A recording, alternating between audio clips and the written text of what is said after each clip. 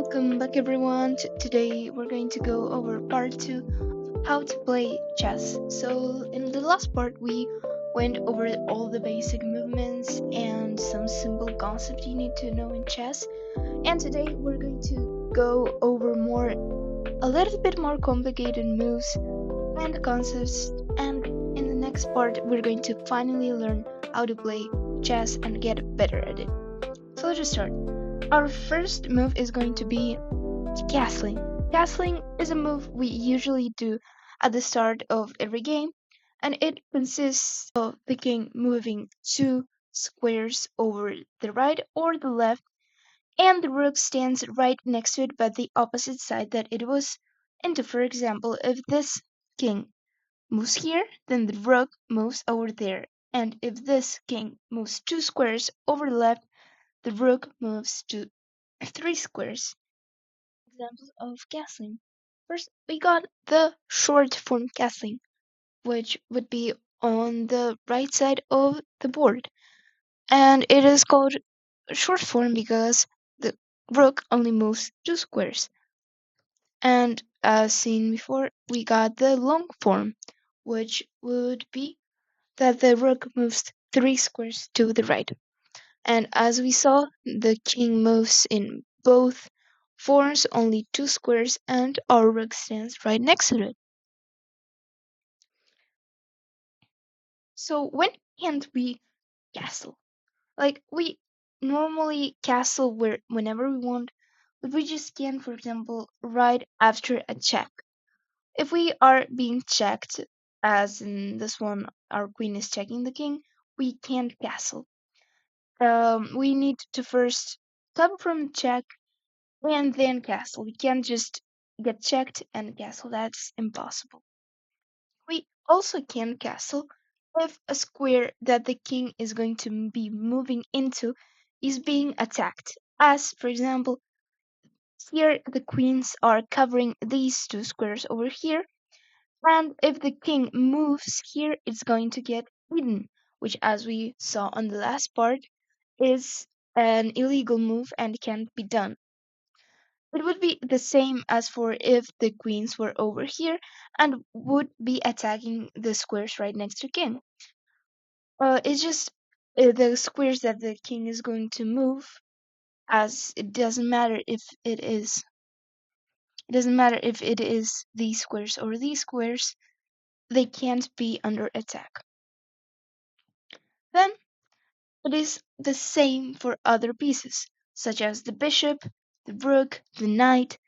We just can't move where we are being attacked, as it is said that the king makes two moves instead of one, which is the only exception in all of chess in which the king moves more than one square.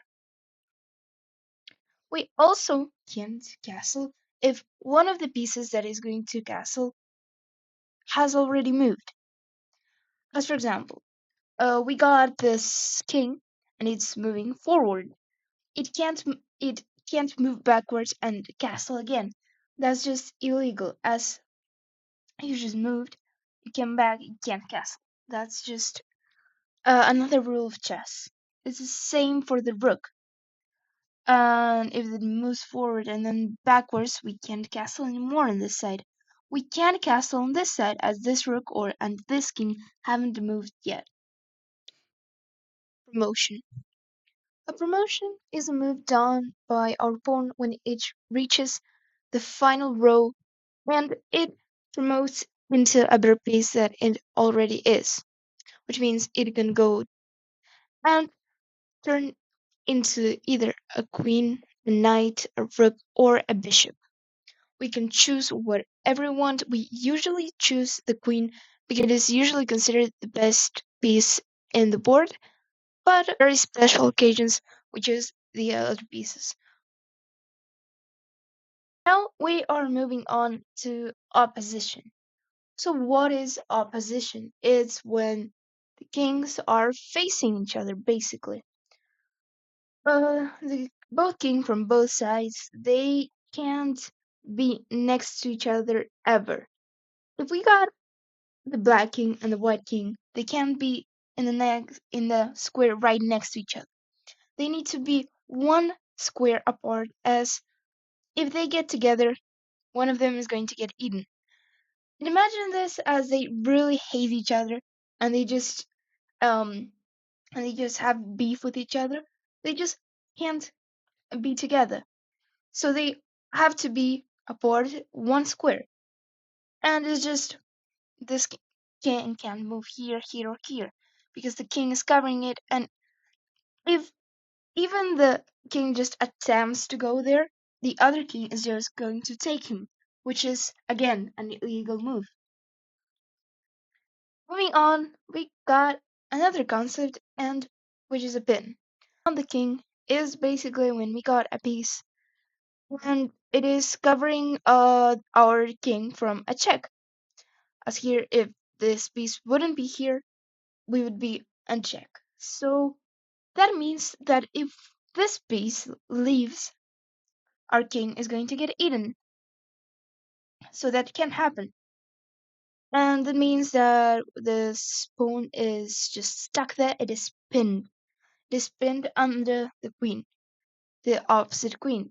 The same can apply for any piece and any attacking piece, except for the knight, of course. The knight can't pin anyone, but it can get pinned.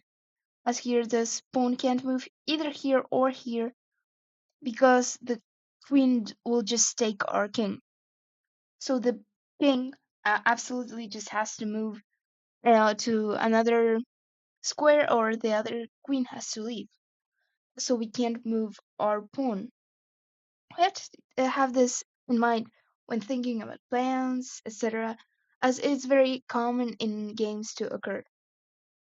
Next, one important, very important thing in games that can happen, usually happens in more advanced players, would be the draw.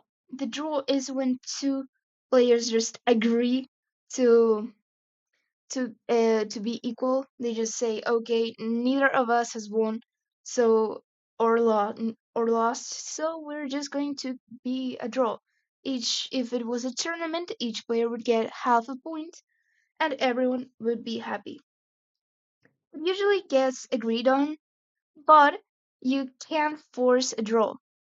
Which, for example, a stalemate. A stalemate is when you got a position where your king has no legal moves left and it is not under check. Remember the checkmate? Well, the checkmate is when your king is under check and he has no other legal movement. Well, the stalemate is when you've got your king and has no other legal movements, but it is not under check. So it would automatically be a draw if it's your turn. If it's the other's turn, they can just leave and it wouldn't be a stalemate, of course. Or we could have a draw forced by the rules where there aren't enough pieces to do a checkmate. You can't do a checkmate with just two kings. They can't even check each other. Or when you got just one bishop or one knight, it is impossible to do a checkmate in these situations. Now, the other side can also claim draw if 50 consecutive moves pass without a capture or pawn move.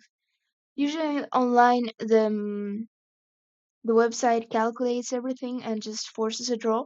But in real chess, you gotta claim it and say, oh, hey, 50 moves have been done. It is usually on long games that this is claimed on. And is when your rival just can't checkmate you or do anything, so it's just automatically a draw. We also got a draw if the same position is repeated 3 times, which is called a threefold repetition. So imagine this position over here. We got an Italian defense type of position, and the you and your rival just decide to go crazy, and it's just you just go to here, and your rival just says, "Okay, I'm going to do the same." They move backwards. You just move again there. They move there again. You move backwards again. They move there, and it's a draw. Why is it a draw? It is a draw because if, as you can see, this position right here is repeated 3 times. It is repeated once, twice, and a third time, which is called threefold repetition. It is automatically a draw if you claim it, if it can be proven. In online games, it's usually calculated again, and um, and it usually happens when you are checked all the time, and while you're getting checked, you have no more moves, so you just repeat the same position, forcing a draw. Huh? So you're probably confused and wondering, why did I ever get into chess? But it's actually easier if you just practice. You play a little bit online, you get onto platforms, you watch videos like this, and to get even better at this, you just have to stay tuned. And for part 3, I don't know what it says too. Goodbye.